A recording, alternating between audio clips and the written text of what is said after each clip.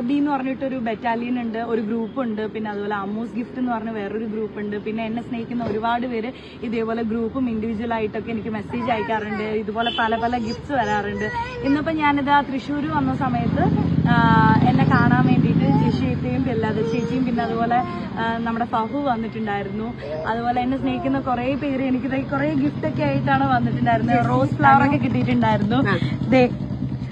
ഗുലാബ് ജാമുൻ ഞങ്ങൾ ഒരാളുടെ അല്ല, അമ്മൂസ് ഗിഫ്റ്റിലുള്ള 5 ആളും കൂടിയിട്ടുള്ളതാണ്. ബിഗ് ബോസിന് ശേഷം എനിക്ക് കുറെ ഇതുപോലത്തെ ഗുലാബ് ജാമുൻ വീട്ടിലെത്തിയിട്ടുണ്ടായിരുന്നു.